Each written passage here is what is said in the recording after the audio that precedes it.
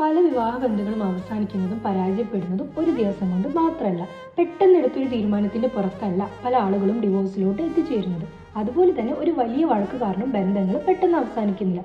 കാരണം കുറേ നാളുകളായിട്ട് ഒരുപാട് ഫൈറ്റുകൾ ഉണ്ടായിട്ടും അതൊന്നും പൂർണ്ണമായിട്ട് പരിഹരിക്കാതെ കൊണ്ടു നടക്കുന്നത് കൊണ്ടാണ് പലപ്പോഴും സെപ്പറേഷൻ എന്നുള്ള ഒരു സ്റ്റേജിലോട്ട് എത്തിച്ചേരുന്നത്. പല ആളുകളും പാർട്ട്ണറിനെ ചൂസ് ചെയ്യുന്ന സമയത്ത് ബേസ്ഡ് ഓൺ കെമിസ്ട്രിയാണ് നോക്കുന്നത്. അതായത് എനിക്ക് അവരെ കാണുമ്പോൾ വല്ലാത്തൊരു എക്സൈറ്റ്മെന്റ് ഉണ്ട്, വല്ലാത്തൊരു ഇഷ്ടം തോന്നുന്നുണ്ട്. ഇതെല്ലാം ഫസ്റ്റ് തോന്നുന്ന ആ ഒരു കെമിസ്ട്രി. ഈ ഒരു കെമിസ്ട്രി മാത്രം ഉള്ളതുകൊണ്ട് നമ്മുടെ റിലേഷൻഷിപ്പ് സ്മൂത്ത് ആയിട്ട് പോകണമെന്ന് യാതൊരു നിർബന്ധമില്ല. അതായത് നമ്മളൊരു പാർട്ട്ണറെ ചൂസ് ചെയ്യുന്ന സമയത്ത് ഒരു നല്ല ജീവിതം എന്ന് താൻ ആഗ്രഹിക്കുന്നത് എങ്ങനെയായിരിക്കണം, തൻ്റെ പാർട്ട്ണർക്ക് അത് എങ്ങനെയായിരിക്കണം എന്നൊക്കെയുള്ളത് നമ്മൾ തിരിച്ചറിയണം. ഒരു പാരൻ്റ് ആകുന്ന ടൈമിൽ എങ്ങനെയായിരിക്കണം, എൻ്റെ ഫൈനാൻഷ്യൽ ആൻഡ് ഇമോഷണൽ നീഡ്സ് എങ്ങനെ മീറ്റ് ചെയ്യണം, എൻ്റെ വാല്യൂസും എൻ്റെ വിശ്വാസങ്ങളും ഇതെല്ലാം എങ്ങനെ ആയിരിക്കണമെന്ന് രണ്ടുപേർക്കും ബോധ്യം ഉണ്ടായിരിക്കണം. What is your response when things get hard? Do you fight, shut down or avoid? അതായത് റിലേഷൻഷിപ്പ് എന്ന് പറയുന്നത് എപ്പോഴും ഈസി ആയി പോകുന്ന ഒന്നല്ല. പലപ്പോഴും പലതരത്തിലുള്ള ഫൈറ്റോ കോൺഫ്ലിക്റ്റോ ഒക്കെ തന്നെ ഉണ്ടാകും.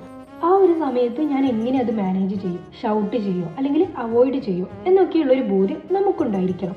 ശരിക്കും പറഞ്ഞാൽ നമ്മളൊരു പാർട്ട്ണറെ സെലക്ട് ചെയ്യേണ്ടത് ഒരു കെമിസ്ട്രി ബേസ്ഡ് ഒന്നും അല്ല, ഒരു കോമ്പാക്റ്റബിലിറ്റി നോക്കിയിട്ടാണ് നമ്മൾ പാർട്ട്ണറെ സെലക്ട് ചെയ്യേണ്ടത്. അതിനുവേണ്ടി നമുക്ക് ആദ്യം നമ്മളെ തന്നെ തിരിച്ചറിയാം, ശേഷം നമ്മുടെ പാർട്ട്ണർ അതിനോട് യോജിക്കുന്നുണ്ടോ എന്നുകൂടി നോക്കാം.